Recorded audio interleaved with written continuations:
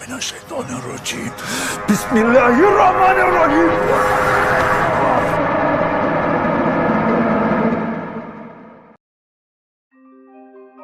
নমস্কার বন্ধুরা, আমি অঙ্কুশ। আপনারা শুনছেন আমার ইউটিউব চ্যানেল হান্টিং নাইটমেয়ার। আজ শুনছেন 2022 সালে মুক্তিপ্রাপ্ত মালয়েশিয়ান হরর হারুম আলম কিংবা ব্লাড ফ্লাওয়ার মুভির ভয়ঙ্কর কাহিনীটি। চলুন তাহলে এবার কাহিনীতে ফেরা যাক। কাহিনীর শুরুতে আমরা অল্প বয়সী 3টি ছেলে ও একটি মেয়েকে দেখতে পাই, যারা একই বিল্ডিংয়ের ভিন্ন ফ্ল্যাটে থাকত। তাদের নাম হলো ইকবাল, আলী, বব ও নুরুল। তারা সেদিন একসাথে বসে আড্ডা দিচ্ছিল বিল্ডিংয়ের ছাদে। ঠিক সেই সময় ইকবাল শুনতে পায় তার মা যেন সিঁড়ির কাছ থেকে তার নাম ধরে ডাকছে। এই সূত্রে বলে রাখি, ইকবাল আর তার মায়ের মধ্যে এক অলৌকিক শক্তি ছিল। তারা অন্তর্দৃষ্টি দিয়ে অদ্ভুত প্রাণী, আত্মা, জিন, এমনকি মানুষের মৃত্যু পর্যন্ত দেখতে পেত। যাই হোক, ইকবাল তার মায়ের কণ্ঠস্বরকে অনুসরণ করে পৌঁছে যায় বিল্ডিংয়ের এলিভেটরের সামনে, যেখানে তার মা একটা ব্যাগের ভেতর থেকে তার বাবার, ইকবালের ও নিজের মোট 3টে টর্চ বার করে, যার মধ্যে ইকবালের মায়ের টর্চটা জ্বলে উঠলে তা এগিয়ে দেয়। সেই মুহূর্তে ইকবাল মায়ের এক ভয়ঙ্কর রূপ দেখে আঁতকে ওঠে। পর মুহূর্তেই সবকিছু স্বাভাবিক হয়ে যায়। সে দেখে এলিভেটরের মধ্যে কেউ নেই, বরং এলিভেটরের বাইরে তার মা ও ছোট বোন দাঁড়িয়ে আছে। আর তার মা বলছে, আমি তোমাকে সব জায়গায় খুঁজছি। এরপরেই আমরা ইকবালের পুরো পরিবারকে দেখতে পাই, যেখানে তারা 4 জন ছিল। বাবার নাম নরম্যান, মায়ের নাম দিনা ও বোনের নাম ইলিয়া। ইকবালের বাবা ও মার জীবিকা ছিল এক্সারসাইজ করে জিন বা প্রেতাত্মাকে তাড়ানো। এই কাজে ইকবালও তার বাবা মাকে সাহায্য করত। তারা সেদিনও সেই কাজের উদ্দেশ্যেই এক ক্লায়েন্টের বাড়িতে যাচ্ছিল। যাওয়ার সময় ইকবাল তার বাবাকে বলে, কিছুই ঠিক মনে হচ্ছে না, আমার মনে হয় না আমাদের আজ যাওয়া উচিত। কিন্তু তার বাবা ইকবালের কথা শোনে না। এরপর তারা সন্ধ্যার সময় যখন জঙ্গলের পথ ধরে ক্লায়েন্টের বাড়ির দিকে যাচ্ছিল, তখন পথের মাঝে তাদের গাড়ি খারাপ হয়ে যায়। ব্যাপারটা দেখার জন্য নরম্যান ও দিনা গাড়ি থেকে নামলে দিনা বলে, তুমি কি আঁচ করতে পেরেছো যে আমরা ইতিমধ্যেই 2 বার এই পথ অতিক্রম করেছি? উত্তরে নরম্যান বলে, তোমার মতন বিশেষ ক্ষমতা আমার নেই, তাই আমাকে অ্যাপের উপরে নির্ভর করতে হয়। তুমি তোমার শক্তি প্রয়োগ করে সঠিক পথ খুঁজে বার করো। এমন সময় ইকবাল গাড়ি থেকে নামলে জঙ্গলের চারিপাশে ভয়ঙ্কর সব জিন ও প্রেতাত্মাদেরকে ঘুরে বেড়াতে দেখে। সেই সময় দিনা মানে ইকবালের মা একটা ব্যাগের মধ্যে থেকে 3টে টর্চ বার করে একটা টর্চ তার দিকে এগিয়ে দিলে সে বুঝতে পারে এই দৃশ্য সে পূর্বেই দেখেছিল তার চিন্তা শক্তিতে। তাই সে বিষয়টার গুরুত্ব আন্দাজ করে তার বাবাকে আবারও বলে, আমি চাই না মায়ের কিছু হোক, তাই অন্য কাউকে এই কাজের দায়িত্বভার দিয়ে দিন। কিন্তু নরম্যান ইকবালের কথায় কান না দিয়ে বলে, যত তাড়াতাড়ি আমরা কাজ শেষ করব তত তাড়াতাড়ি আমরা ফিরতে পারবো। এরপর তারা বাকি পথ পায়ে হেঁটে পাড়ি দেয়, যেখানে তারা জঙ্গলের মধ্যে অনেক বীভৎস সব প্রেতাত্মাকে তাদের চারিপাশে ঘুরে বেড়াতে দেখে। একসময় তারা ক্লায়েন্টের বাড়িতে পৌঁছে যায়। তখন ইকবালের মা তাকে বলে, তুমি এবং আমি যে অদ্ভুত জিনিসগুলোকে দেখতে পাচ্ছি তারা আমাদের কোনো ক্ষতি করতে পারবে না, তাই ভয় পেও না। ভেতরে প্রবেশ করলে তাদের দেখা হয় একটি মহিলার সঙ্গে, যে তাদেরকে জানায় 1 সপ্তাহ আগে তার বোন জুরা স্কুল ক্যাম্পিং ট্রিপের জন্য এক জঙ্গলে যায়, যেখান থেকে ফেরার পর জুরা জিনগ্রস্ত হয়ে পড়ে। সেই কথা শুনে নরম্যান ইলিয়াকে বাড়ির ভিতরে একটা জায়গায় বসতে বলে সকলে মিলে জুরার ঘরে যায়। ঘরে প্রবেশ করতেই দেখা যায় জুরা নামের মেয়েটিকে কোনো শয়তান জিন পজেস্ট করে রেখেছে। সে ভয়ঙ্কর দৃষ্টিতে চেয়ে আছে, আর অন্য একজন মেয়ে হাওয়ায় ভাসছে। জুরাকে দেখতেই দিনা বলে ওঠে, এটি আলহিন্নু জিন হতে পারে। এই কথা বলে দিনা অলৌকিক শক্তি প্রয়োগ করে হাওয়ায় ভাসমান মেয়েটিকে নিচে নামিয়ে দেয়। সেই দেখে জুরার শরীরে থাকা জিন খেপে গিয়ে ইকবালের গলা চেপে ধরে। তখন ইকবাল তার মাকে বলে, মা, এটা আলহিন্নু জিন নয়, আমাকে বলো কি করতে হবে। উত্তরে দিনা বলে, তুমি তোমার ক্ষমতা ব্যবহার করো। তখনই সেই শয়তান জিন তাদেরকে বোকা বানিয়ে জুরার মাথার পিছনের দিক থেকে বেরিয়ে এসে ইকবালের মুখের ভিতরে যাওয়ার চেষ্টা করে। সেই দৃশ্য দেখে দিনা ইকবালকে বাঁচাতে সেই জিনকে নিজের শরীরে ধারণ করে। শয়তান জিন দিনার শরীরে চলে আসলে নরম্যান সেই জিনকে দিনার মুখের ভিতর থেকে টেনে বার করে একটা কাঁচের বোতলে বন্ধ করে দেয়। তখন দিনা বলে, সে আমাকে ঠকিয়েছে, আসলে ওটা আলহিন্নু নয়, আলগিলান জিন। সে ইকবালকে হত্যা করতে চেয়েছিল। এরপর দিনা দোয়া পাঠ করতে করতে মারা যায়। এই ঘটনায় ইকবাল ও তার পুরো পরিবার অনেক ভেঙে পড়ে। পরদিন আমরা ইকবালের মায়ের শেষ কাজ দেখতে পাই। এরপর থেকে ইকবাল তার মায়ের মৃত্যুর জন্য তার বাবাকেই দোষী বলে মনে করতে থাকে। কারণ নরম্যান যদি সেদিন ইকবালের কথা শুনত, তাহলে আজ তার মা প্রাণে বেঁচে থাকত। বর্তমানে ইকবাল তার বাবার সঙ্গে কম কথা বলতো, নিজেকে সকলের থেকে একলা করে রাখত, কখনো বা দূর থেকে তাদের বন্ধুদেরকে খেলতে দেখত। এরপর একদিন ইকবাল তার বাবাকে ডেকে বলে, আমি আর এই অদ্ভুত জিনিসগুলোকে দেখতে চাই না, কিংবা আমাদের কাজকে এগিয়ে নিয়ে যেতে চাই না। আমি যদি আমার নিজের মাকেই বাঁচাতে না পারলাম, তাহলে আমার এই ক্ষমতা কি কাজের? তখন তার বাবা তাকে বুঝিয়ে বলে, এতে তোমার কোনো দোষ নেই, মনে রেখো জন্ম মৃত্যুর উপর আমাদের কোনো হাত নেই।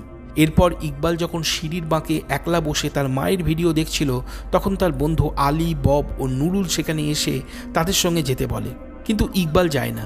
অপরদিকে তখন ইকবালের বাবা তার ছোট মেয়ে ইলিয়ার সঙ্গে বসে জিনিসপত্র গোছাচ্ছিল। এমন সময় নুরুলের বাবা জামিল তাকে কল করে আসতে বলে। এই সূত্রে আমরা জানতে পারি দিনার মৃত্যুর পর নরম্যান তার পুরনো জীবিকা ছেড়ে মাসাজ পার্লারের কাজে যোগদান করেছিল। সেই সূত্রেই নরম্যানের অ্যাপয়েন্টমেন্ট হয় তাদের বিল্ডিংয়ে থাকা প্রতিবেশী জামিলের সঙ্গে। জামিলের ছোট মেয়ে হলো নুরুল, যে আবার ইকবালের বন্ধু ছিল। যাই হোক, এরপর আমরা নুরুলের বাবা জামিলকে দেখতে পাই, যে একজন ধনী ব্যবসাদার হলেও সে তার পরিবারের কোনো খেয়াল রাখত না। এই কারণেই তার স্ত্রী ও মেয়েরা তাকে পছন্দ করত না। মাসাজের পর কথা বলার সময় জামিল জানতে পারে নরম্যানের স্ত্রী মারা গেছে। তাই সে বলে, আমি তোমাদেরকে গত 5 বছর ধরে চিনি, তুমি কিছু বললে না কেন? এরপর জামিল নরম্যানকে বেশ কিছু টাকা বকশিস দিয়ে বলে, আগামী 2 সপ্তাহের জন্য আমি ইন্দোনেশিয়ার মেডান নামক দ্বীপের এক জঙ্গলে যাচ্ছি কিছু মূল্যবান গাছগাছড়ার সন্ধানে। সেই সময়টুকুর জন্য তুমি আমার গ্রিন হাউস দেখাশোনা করবে। এর জন্য আমি তোমাকে তোমার পারিশ্রমিক দেব। অল্পক্ষণ পর জামিল নরম্যানকে সঙ্গে করে সেই বিল্ডিংয়ের একটা ফ্ল্যাটে যায়। যাবার সময় ইকবালের সঙ্গে দেখা হলে তার বাবা তাকেও তাদের সঙ্গে যেতে বলে। এরপর তারা সেই ফ্ল্যাটে পৌঁছালে দেখা যায় ওটাই হলো জামিলের গ্রিন হাউস, যা বড়ই অদ্ভুত। নানান ধরনের দামি ও ইউনিক গাছগাছড়ায় ভর্তি, যা সৌন্দর্য বর্ধক ও জীবনদায়ী ঔষধ তৈরির কাজে লাগে। যেখানে কিছু মাংসাশী গাছও ছিল, যাদের কাছে গেলে মৃতদেহের দুর্গন্ধ ও রক্তের গন্ধ পাওয়া যেত। এরপর জামিল আমেরিকা থেকে আনা সার্সেনিয়া, বিরল প্রজাতির উদ্ভিদ নেফেন্থেস আল্ট্রা এক্স ট্র্যানক্যান্টা এবং তার সবচেয়ে প্রিয় টাইটান আরুমস গাছটা দেখায়, যা সে ইন্দোনেশিয়া সুমাত্রা দ্বীপ থেকে নিয়ে এসেছিল। গাছটার বিশেষত্ব হলো যে সেই গাছে প্রতি 8 বছরে একবার ফুল ফোটে, মাত্র একদিনের জন্য। এরপর জামিল যখন নরম্যানকে তার কাজ বুঝিয়ে দিতে চলে যায়, তখন ইকবাল সেই টাইটান আরুমস গাছটার মধ্যে থেকে কিছু শব্দ শুনতে পায়। কিন্তু আশ্চর্য বিষয় হলো সেখানে অন্য কেউ ছিল না। আর তখনই সেখানে নরম্যান চলে আসে এবং সে একটা তালাবন্ধ ঘর দেখতে পায়, যার দরজায় কালা জাদুর নকশা আঁকা একটা কাগজ সাঁটা ছিল। নরম্যান যখন ভাবছে ওটা কি, তখন জামিল বলে, ওই ঘরটা খালি, সেখানে কিছুই নেই, তাই তোমার ওখানে কোনো কাজ নেই। এরপর সে নরম্যানকে গ্রিন হাউসের গাছগাছড়ার পরিচর্যা করার দায়িত্বভার দিয়ে চলে যায়। নরম্যান ইকবালকে বলে, তুমি কখনো এই জায়গায় আসবে না। এই কথা বলে সে গ্রিন হাউসে তালা দিয়ে দেয়। অন্যদিকে আমরা নুরুলকে দেখতে পাই, যে তার মাকে কাঁদতে দেখছিল। মায়ের নাম ছিল অ্যানা। আসলে অ্যানা তার বড় মেয়ে ফারার ছবি দেখে কাঁদছিল। ফারা 8 বছর আগে নিখোঁজ হয়ে যায়, যার খোঁজ এখনো পর্যন্ত পাওয়া যায়নি। এরপর আমরা নুরুলের ঠাকুরমা পোপোকে দেখি, যে হলো একজন ধার্মিক মানুষ। এরপর নুরুল ইকবালের কাছে যায়। ইকবাল তখন সিঁড়ির বাঁকে একলা বসে তার মায়ের ভিডিও দেখছিল। সেই দেখে নুরুল বলে, তুমি আমার মায়ের মতন হয়ে যেও না। আমার দিদির কথা ভেবে মা সবসময় বিষণ্ণ থাকে। এমন নয় যে সে আবারও ফিরে আসবে। তাই চলো আমরা আলী ও ববকে খুঁজে বার করি। সেই সময় আমরা দেখতে পাই নুরুলের লম্পট চাচা রহিমকে, যে বব ও আলীর কাছ থেকে টাকা ছিনিয়ে নিচ্ছিল নেশার দ্রব্য কেনার জন্য। তখনই সেখানে নুরুল এসে চাচাকে চলে যেতে বললে চাচা একটা ছুরি বের করে ইকবালের গলায় চেপে ধরে। কিন্তু নুরুল ভয় না পেয়ে উল্টে চোখ রাঙালে তার চাচা সেখান থেকে চলে যায়। এরপর তারা সকলে মিলে সেই গ্রিন হাউসে চলে যায়, যা নুরুলের বাবা জামিল তৈরি করেছিল। সেখানে পৌঁছালে ইকবালের বোন ইলিয়াও তাদের সঙ্গে যোগদান করে। ভিতরে প্রবেশ করলে সকলেই গ্রিন হাউসের গাছপালাগুলোকে দেখে বেশ খুশি হয়ে যায়। নুরুল জানতে চায় গ্রিন হাউসের চাবি ইকবাল কোথায় পেল। উত্তরে ইকবাল বলে, চুপিসারে সে তার বাবার কাছ থেকে চাবি চুরি করেছে। এরপর তারা কাঁচের বোতলে নানান ধরনের কীটপতঙ্গ দেখে সেখান থেকে যাবার সময় সেই তালাবন্ধ ঘরটাকে দেখতে পায়। ঘরের ভিতরে কি থাকতে পারে তা জানার জন্য আলী ও বব চাবির গোছা থেকে একে একে সব চাবি ব্যবহার করে তালা খোলার চেষ্টা করে, কিন্তু কোনো চাবি দিয়ে সেই তালাগুলো খোলে না। তখন ইকবাল বলে, ঝামেলা বাড়িয়ে কাজ নেই, চল আমরা চলে যাই। বব বলে, তুই একটা ভীতু ছেলে। আলী নিজের সাহস দেখাতে সেই কালা জাদুর নকশা করা কাগজটাকে মুহূর্তের মধ্যে ছিঁড়ে ফেলে। পর মুহূর্তেই ঘরের দরজা নিজের থেকেই খুলে যায়। সেই কাণ্ড দেখে সকলেই বেশ ভয় পেয়ে যায়। বব ও আলী ছুটে পালিয়ে গেলেও ইকবাল আর নুরুল ঘরের ভিতরে প্রবেশ করে। ইকবাল দেখে ঘরের দেওয়ালে একটা নির্দিষ্ট স্থানে লোহার পেরেকের সাথে কিছুটা চুলের অংশ জড়িয়ে ঝুলে আছে, আর সেই স্থান থেকে রক্ত গড়িয়ে পড়ছে। কিন্তু নুরুল সেই একই দৃশ্য দেখলেও রক্তের অস্তিত্বকে খুঁজে পাচ্ছিল না। এর মানে আমরা বুঝতে পারি ইকবাল তার বিশেষ ক্ষমতার দ্বারা ওইসব দেখছিল। এরপর তারা ওখান থেকে চলে গেলে দরজা নিজের থেকেই বন্ধ হয়ে যায়। রাতে যখন ইকবাল তার মায়ের ভিডিও দেখছিল তখন ঘরের মধ্যে কোনো মেয়ের কান্নার শব্দ শুনতে পায়। চেক করতে গেলে সে কাউকেই দেখতে পায় না, কিন্তু এই ঘটনায় সে প্রচণ্ড ভয় পেয়ে যায়। এরপরেই ইকবালের ঘুম ভেঙে যায়। বোঝা যায় সে স্বপ্ন দেখছিল। সে উঠে বসলে আমরা দেখতে পাই ইকবালের বিছানায় তারই পাশে সেই শয়তান শুয়ে আছে। ইকবাল তখন আয়াতুল কুরসি পড়তে শুরু করলে শয়তানটি সেখান থেকে অদৃশ্য হয়। এরপর ইকবাল প্রচণ্ড ভয় পেয়ে বাইরে এলিভেটরের সামনে গিয়ে দাঁড়ালে সে নুরুলের ঠাকুরমা পপুকে দেখতে পায়, যার মাথার এক পাশ কাটা ছিল। সেই দৃশ্য দেখে ইকবাল আরও ভয় পেয়ে যায়। সে ছুটে পালিয়ে যায় বিল্ডিংয়ের বাইরে, যেখানে তার মাকে কবর দেওয়া হয়েছিল। কবরের পাশে বসে সে তার মায়ের ভিডিও দেখতে থাকে। তখনই তার বাবা তাকে খুঁজতে খুঁজতে সেখানে চলে আসে, আর সে ইকবালকে বাড়িতে ফিরিয়ে নিয়ে যায়। পরদিন নরম্যান ছেলের অবস্থা দেখে তার হুজুরকে বাড়িতে ডেকে এনে বলে তিনি যেন ইকবালের অন্তর্দৃষ্টির ক্ষমতাকে বন্ধ করে দেন। হুজুর বলে এটি সঠিক সিদ্ধান্ত নয়, আর আমরা জানি না ইকবালের মধ্যে ঠিক কতটা ক্ষমতা আছে। যাই হোক, অবশেষে হুজুর ইকবালের অন্তর্দৃষ্টির ক্ষমতাকে সিল করে দেয়, আর সেই সঙ্গে একটা কাগজে অন্তর্দৃষ্টির সিল খোলার জন্য আয়াতও লিখে দেয়।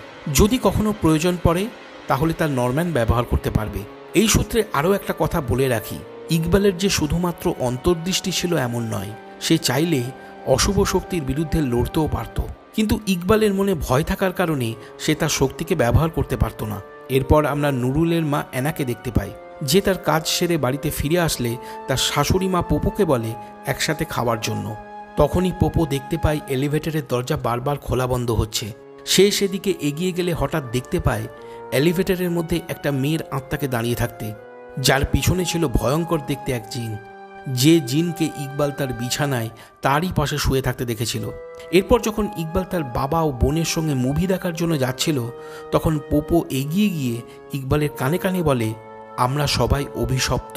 এই কথা বলে সে যন্ত্রচালিত পুতুলের মতন হেঁটে এগিয়ে যায় ফ্ল্যাটের ব্যালকনির দিকে।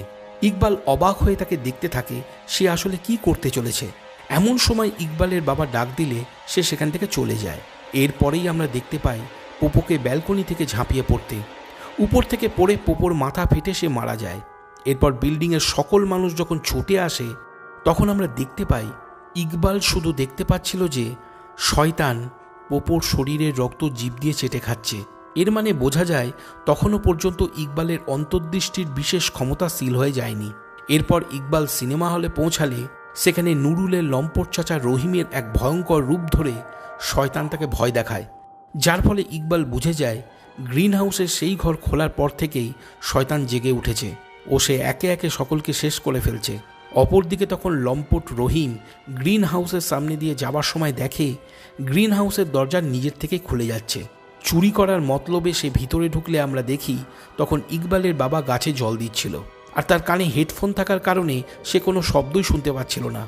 এমন সময় সেই শয়তান রহিমকে একটা ঘরে টেনে নিয়ে গিয়ে মেরে ফেলে, আর সেই মুহূর্তে আমরা ওই মেয়ের আত্মাকে দাঁড়িয়ে থাকতে দেখি, যাকে পোপো এলিভেটরের মধ্যে দেখেছিল। এরপর আমরা পোপোর শেষ কার্যের অনুষ্ঠান দেখতে পাই, যেখানে ইকবাল আসলে শুনতে পায় পোপোর মৃতদেহটা যেন ফিসফিস করে বলছে আমরা অভিশপ্ত।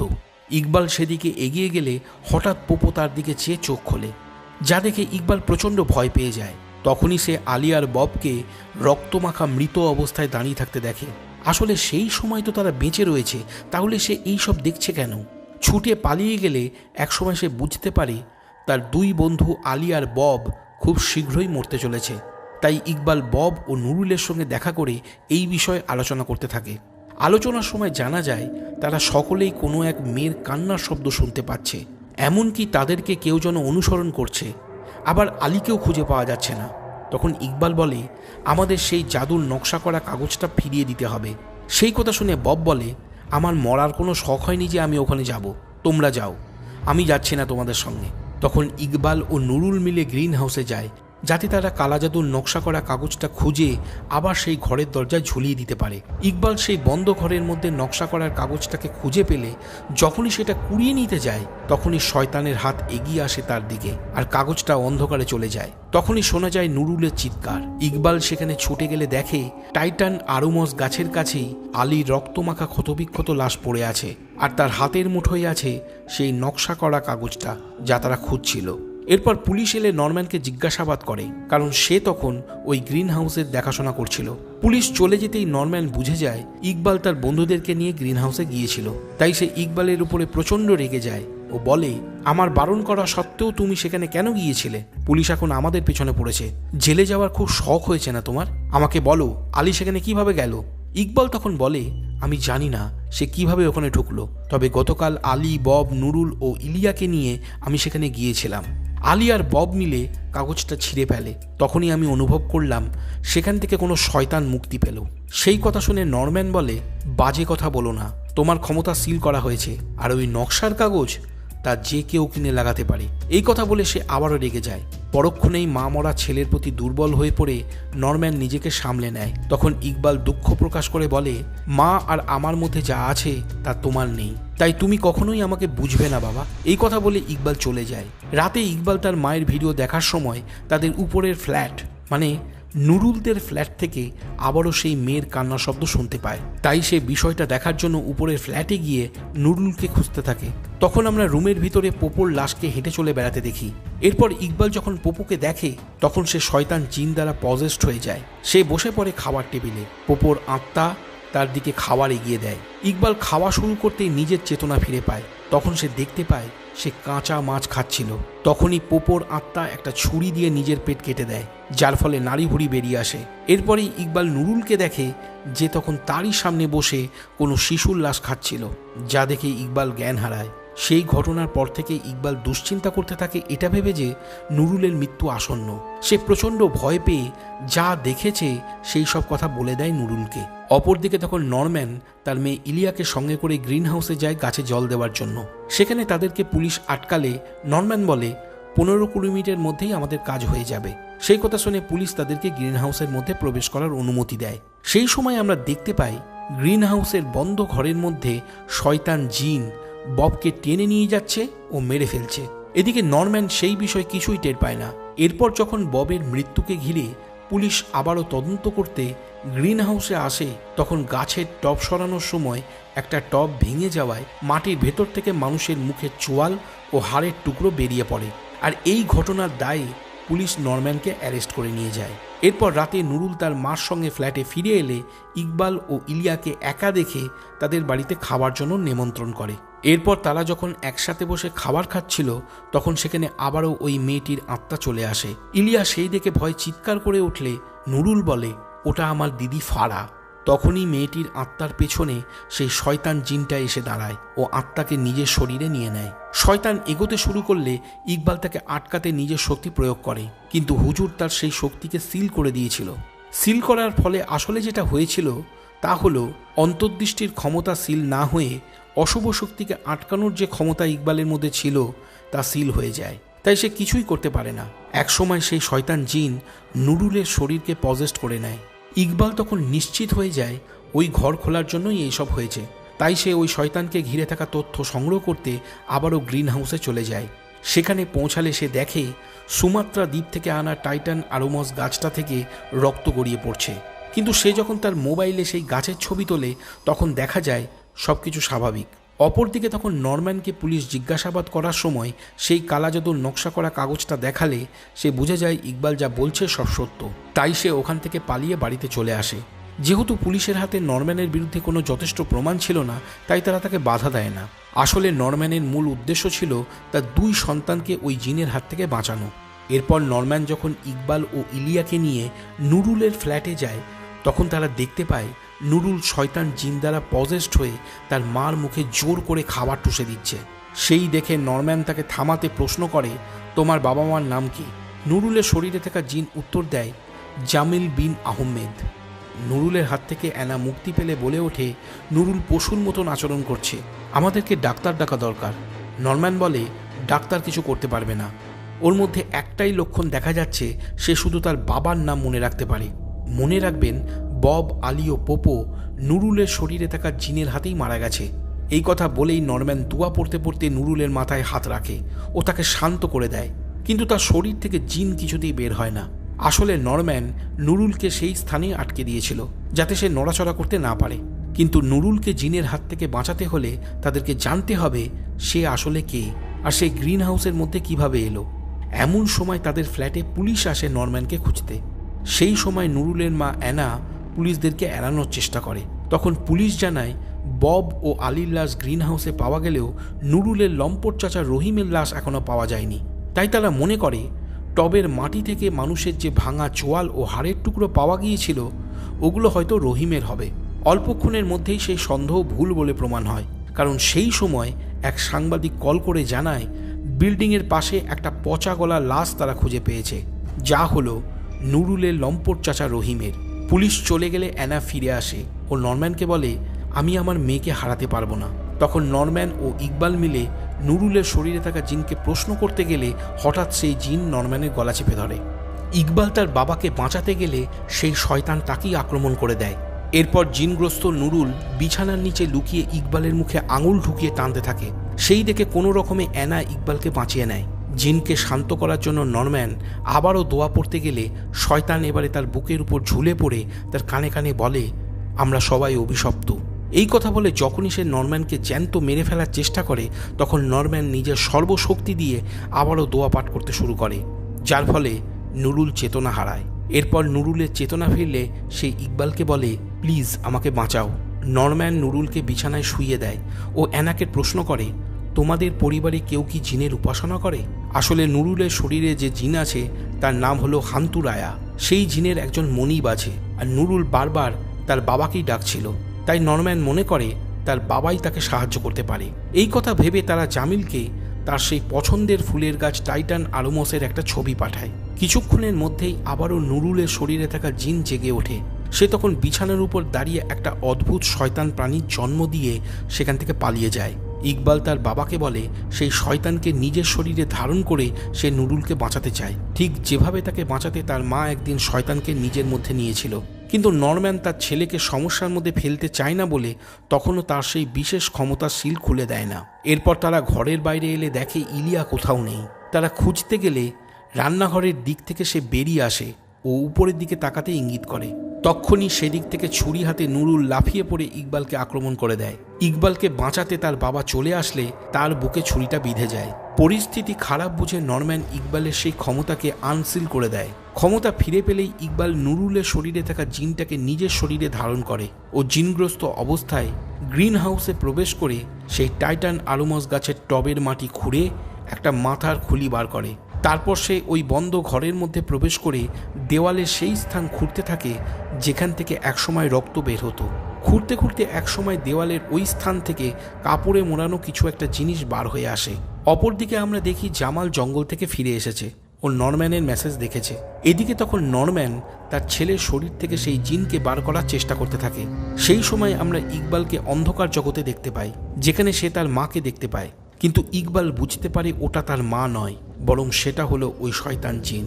ঠিক তখনই ইকবাল দোয়া পড়তে থাকে, যার ফলে শয়তান সেখান থেকে চলে যায় আর ইকবাল আবারও তার বাবার কাছে মানে এই জগতে ফিরে আসে। এদিকে তখন জামিল তার গ্রিন হাউসে পৌঁছে গেলে দেখে টবের মাটি খোঁড়া হয়েছে ও তার মধ্যে থেকে লুকানো হাড় ও মরার খুলি বার করা হয়েছে, যা দেখে জামিল বেশ ভয় পেয়ে যায়। ঠিক সেই মুহূর্তে অদৃশ্য কোনো শক্তি তার পা টেনে ধরে সেই বন্ধ ঘরের মধ্যে নিয়ে যায়, যেখানে তখন ইকবাল ও বাকি সকলেই উপস্থিত ছিল। তারা জামিলকে আসতে দেখে চমকে ওঠে। এরপর অ্যানা সেই কাপড়ে মোড়ানো জিনিসটাকে দেখতে মোড়ক খোলে আর সে দেখতে পায় যেখানে একটা নবজাতক বাচ্চার লাশ রয়েছে। আর তখনই সেই শয়তানটা জামিলের চোখের সামনে তার অতীতের কিছু ঘটনার দৃশ্যকে ফুটিয়ে তুলে সকলকে জানিয়ে দেয় সে আসলে কে। আর এখানেই কাহিনীর আসল রহস্যের জট খোলে। আসলে জামিল একজন খুবই খারাপ মানুষ ছিল, তাকে শয়তান বললেও কম বলা হবে। আপনাদের মনে পড়ে নুরুলের দিদি ফারার কথা, যে গত 8 বছর ধরে নিখোঁজ হয়েছিল? এটি সেই মেয়ে, মানে জামিলের বড় মেয়ে ফারা। জামিলের কারণে ফারা প্রেগনেন্ট হয়ে যায়। যখন তার প্রসব যন্ত্রণা ওঠে তখন জামিল তার মেয়েকে হসপিটালে না নিয়ে গিয়ে বাড়িতে আটকে রেখে তার সন্তানকে নষ্ট করার চেষ্টা করে। যা জামিলের মা পোপোও জানত। পোপো ফারাকে বাঁচাতে চেয়েছিল, কিন্তু জামিলের হুমকিতে ভয় পেয়ে সে সব কিছু মুখ বুজে মেনে নিচ্ছিল। জামিল তার মাকে ভয় দেখিয়ে বলেছিল, যদি তুমি মুখ খোলো তাহলে অ্যানা ও নুরুলের জীবন নষ্ট করে দেব। তাই পোপো কিছুই করতে পারেনি। ফারার শরীরে আগের থেকেই একটা জিন ছিল। যখন জামিল সুমাত্রা দ্বীপ থেকে তার সবচেয়ে প্রিয় টাইটান আরুমাস গাছটা নিয়ে আসে, তখন সেই জিন গাছের সঙ্গে চলে আসে। তার কাছে তখন কোনো মনিব ছিল না। এরপর যখন জামিলের মেয়ে ফারা সেই গাছের যত্ন নিতে থাকে, তখন সেই জিন ফারাকে তার মনিব হিসাবে বেছে, কারণ ফারার অন্তরাত্মা পবিত্র ছিল। কিন্তু এরপর ফারা যখন তার বাবার কারণে প্রেগনেন্ট হয়, তখন তার বাচ্চার ভিতর থেকে অদ্ভুত কিছু শব্দ বের হতে থাকে, যে শব্দ শুনে জামিল অনেক বিরক্ত হয়ে ওঠে। তখনই সেই জিনটি ফারার মধ্যে থেকে বলতে থাকে, যতক্ষণ আমি ফারার শরীরে আছি ততক্ষণ আমি ফারাকে মরতে দেব না। তুই কিছুই করতে পারবি না, তুই ফারাকে হসপিটালে নিয়ে যা। সেই কথা শুনে জামিল ফারাকে হসপিটালে না নিয়ে গিয়ে তার পেট চিরে দেয় ও বারবার আঘাত করে তাকে মেরে ফেলে। তারপর ফারার শরীরটাকে টুকরো করে কেটে সেই টাইটান গাছের টবের মাটিতে পুঁতে দেয়। এই কাজে তাকে সাহায্য করেছিল রহিম। জামিল রহিমকে সেই কাজের বিনিময়ে অনেক টাকা অফার করে তার মুখ বন্ধ করিয়ে দিয়েছিল। আর ফারার গর্ভে যে সন্তানটা জন্মেছিল সেই বাচ্চাটাকে মেরে কাপড়ে মুড়িয়ে দেওয়ালে পুঁতে প্লাস্টার করে দিয়েছিল। আর ওই জিনকে আটকে রাখার জন্য একটা কালা জাদুর নকশা এঁকে ওই ঘরের দরজায় আটকে দিয়েছিল। এরপর সব সত্য জানার পর অ্যানা জামিলকে মারতে থাকে। তখন নরম্যান তাকে আটকালে ফারার আত্মা এসে জামিলকে অন্ধকার জগতে টেনে নিয়ে যায় এবং মেরে ফেলে।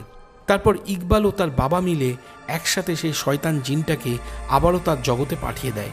এরপর আমরা দেখতে পাই ইকবাল ও ইলিয়া বাবার সঙ্গে তার মায়ের কবরস্থানে যায়। তারা তখন তিনজনেই অনেক খুশি ছিল। তখন সেখানে ইকবাল কিছু প্রেতাত্মাকে দেখতে পায়, যা দেখে সে তার বাবাকে জানায় ওরা অনেক কষ্টে আছে।